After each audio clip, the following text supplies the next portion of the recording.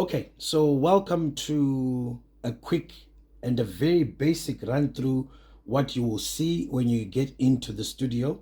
And this is what we call the mixing console, or some refer to it as the desk. So whenever you hear presenters talking about the desk or a mixing console, this is what they're referring to. I'm always reminding presenters or prospective presenters that when you are in studio, you have to have all your senses very alert. It's almost like driving, where your hearing, your eyesight, your thinking, your hands, your legs, your brain are working, which is why sometimes when you leave the studio after 3 hours, it feels like you've been running because all your senses are turned on. So we want to go through the basics of what you will see in the studio. This is not exactly the professional mixing console or the radio broadcast, but it has lots of similarities to the one that you'll see when you get into studio. So I'm just going to go through some of the basics that you expect to see. So first of all, we start with this. As you see where my finger is, it's got a label 1. That is a channel. And you see this one has channel 1 up to 7. It's got also a split one, 8 to 9. Let's not worry about this. Channel 1 refers to this whole part as we go down right through till we get to another one here, because this whole line here is the channel. This is channel 2 with its controls, channel 3 with its controls, until we get to channel 7. Now, what's very, very critical is that you must understand that whenever you are on air, in order for you to get something to go on air, everything is fader controlled. Now, these are knobs and they help you adjust whatever it is that you're adjusting. Here, you'll be adjusting your effects. Here, you're adjusting your auxiliary. Here, the one that says low, you're adjusting your bass. And here you're adjusting your mid, which is good for your voice. Here you're adjusting your highs, which is your tweeter, your treble. This one is a gain knob. So it also works as a volume. So whenever you have something that is low, you can use your gain to increase the volume. Here are your inputs. As you see, there's line and then there's input there. So certain gadgets or certain inputs will be fed into the channel.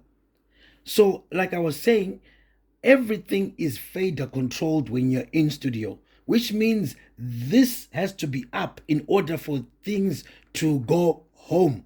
That is, for your listeners to hear it, you need to have pushed up your fader. This is why if you come closer, you'll see something called written PFL. What this stands for is pre-fade listening. So this is the action called fading in, right? And this is fading out. So pre-fade listening means you can listen to something before you fade it in, and you'll be making use of your headphones. So we've got channel 1, channel 2, channel 3.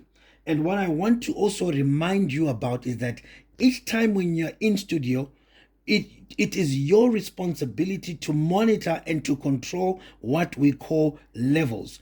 If you come here, there is a meter here that shows you levels. Now, these are only going to make sense to you if you're looking at a mixing console for the first time, when we start pushing something and start fading something in. So levels is something that you control. And this is exactly how it gets home. The way you push it or the way you don't push it is exactly what's going to affect your levels. Most of the time, we're encouraged to use the 0 dB mark. That's the 0 decibels mark. But sometimes you may need to push it higher. Sometimes you may need to push it a bit lower, depending on what you're feeding into the actual channel. So I want to then go through the desk itself, or the mixing console itself, and tell you that the structure of most mixing consoles or desks, it might differ. Most of the time, fader 1 or channel 1 will have the presenter's microphone, which is microphone 1. You get into other studios, they might have microphones up until channel 4. So which means mic 1 is the presenter's mic, your guest 1, guest 2, and guest 3, or it might just be guest 1 and guest 2. In other studios, it might just be your presenter's mic and your guest's mic. So each time, like I said, if you want to get something to go home, you need to push your fader in. So like right now, I actually, you don't need to see me because I'm speaking here, but each time you put a fader up, like right now, before we lift it, you can, I'm speaking into the mic right now, but you can't hear anything. The minute you want to take it home, you have to push your fader, and you will hear the difference. You'll hear the difference that I've pushed my fader up, and now this means this signal is now going home. You will see even on the levels meter that I was speaking about, that the levels start showing. And this is where you're controlling. This is your 0 mark. Yes? So each time you want to push something, in order for to go home, you need to put your fader up. So my microphone in this case is on channel 2, right? That's because I had done my play out system, and this time I'm looking at virtual DJ. Playout systems differ from station to station. We have DJ Pro. I have used P Squared Myriad, RCS systems, but they differ. But right now, for this purpose, we're just using virtual DJ. So I'm going to play something on virtual DJ, and as you can see, if you can come closer, something is already playing, but it's not going home. And the reason why it's not going home is because we come back. I've just put my fader down for the microphone. The reason why you cannot hear the music is because the fader is down. If I want the music to go home, all I need to do is fade in. And the levels, once again, are showing me exactly where my levels are. I'm going to push it down so that you can hear what I'm talking about. So when we go to the levels, it will show you that it's going close to 0, which is around your amber. The minute you see your music or your whatever source you're pushing going to the reds, it means you're distorting, and you need to push it down. And you do not push faders down for broadcast abruptly. You need to push it down slowly so that the person at home is not disturbed. So we come back here now. So we've got our microphone 1, which is your presenter's mic, mic 2, mic 3, mic 4. Usually the next fader is assigned to, or you have a telephone assigned to that, which is your telephones that the listeners use to call in. So in the studio, you will probably not see, especially these days, a real telephone handset. It's usually on the mixing console, and it's got all its dials and everything. These are hybrid phones. And in order for the listener to hear the person on the microphone, again, you need to push the fader up for the telephone, and then you push your fader up to be able to speak to the listener. So the listener has called in, and you need to push their fader up so that it can go on air and it can go home. It can be received at home. That's for your telephone, which is usually the next thing in line. Then you have your news. Your news is a source that is fed by the technical team. And in order for you to put the news up, again, when you say it's 8 o'clock, it's time for the news, you push the fader up so that the news can go home and it can be received home. What would be next would be probably your outside broadcast source. So usually they feed that here. And the minute you hear somebody saying, we're now crossing over maybe to the National Sports Stadium, they have to push the fader up so that it gets home. The next fader is usually has to assigned the play out system. But in this case, I've put my play out system on channel 1. This is just for test systems. But usually you have your play out system on these channels. Now, this differ.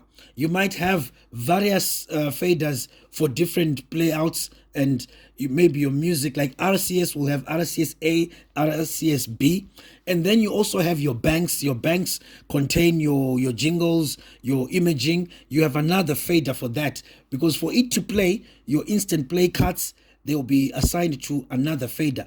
And each time you want to push this, you need to fade it in. So that's basically what you have. Then probably you also have another channel where they feed the external sources. Maybe you have your laptop that you want to feed in. Remember, what you're facing in front of you, you have your playout system, which is this. And sometimes, this is why I said all your senses need to be correct. Sometimes you're facing three screens. One with your playout system. This one, as you can see, has got WhatsApp.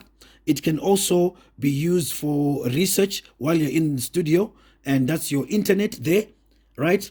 And on your WhatsApp, this laptop can be assigned to a channel here where your voice notes want to be heard on air, and each time you play a voice note, you have to push the fader up so that the voice note can be heard at home. What else have I left out? I think basically when we look at a mixing console, this is what you're looking at. And remember your levels, remember your channels, remember also to just always be alert. Like I said, your eyes, your ears, your smell even, because remember there's a lot of electrical cables. Sometimes when they go wrong, your smells need to be on point, which is why we never ever allow people to be intoxicated or to be under the influence of anything that might disturb their senses to be allowed in studio. So you need to be highly alert. So your eyes, your ears, your smell, your brains, your hands, as you can see, there's a lot of movement that happens while you're in studio.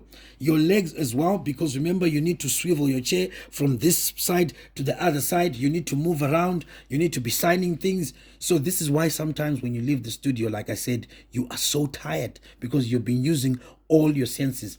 Having said that, I think this is about it. And but remember, you also have a clock on some of your screens. This is where you also find your clock. Remember, people do time checks. Sometimes they're on your screen, or sometimes they're a bit high in the studio, where you need to constantly monitor your clock because people depend on you for time checks. But these can also be on your screen. Like I said, you might have one screen, two screens, three screens in front of you. A lot of the studios that we see nowadays have lots of screens. You're fiddling with your mouse. You have your headphones. You're trying to listen to music on the monitors, and it's a lot of work really. And then you need to be talking a lot of sense. You need to be reading stuff that is probably your commercials. You need to be doing a lot of stuff. So this is why it becomes very, very taxing when you're in the studio. It can become a bit confusing when you start looking at the mixing console, but the more you do it, the more you get used to it. It's a delicate job, and it's something that you just need to be doing on a daily basis, repeating so that you perfect it. Remember, practice makes perfect. Having said that, I've just taken you through the studio, and I hope you learned and you enjoyed.